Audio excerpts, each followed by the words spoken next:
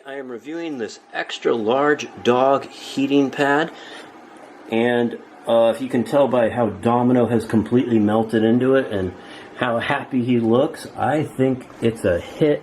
We have it at 126 degrees. It has an on-off button right here, and then you just simply go up or down. The wire is nice and protected as well.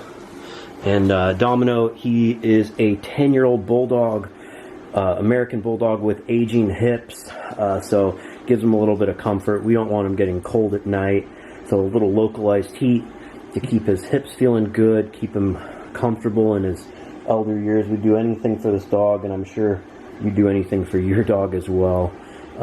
He loves his pillows. I love this red color. It's a nice soft kind of velvety material, and I think it looks cute against Domino's white skin.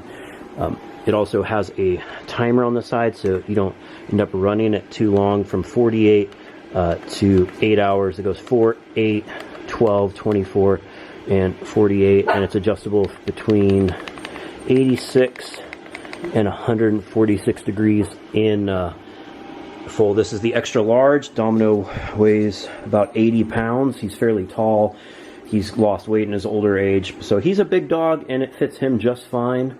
I think he's getting a little too hot. I'm going to turn it down a little bit, but yeah, if you have a dog you want to keep cool, I have it hooked to this power inverter just to show you how much power. At 86, it's pulling not too much watts. At like 146, it was up close to 100, I believe. I think like 50 or, yeah, 77. Yeah, 89 watts it pulls at full capacity, but I don't think you'd want it at 146 degrees all the time. So just a little tip on you know, what kind of power consumption it uses. That's why I hooked it up to the little Rock Pal inverter I have right here. But I hope this video helps you with your buying decision.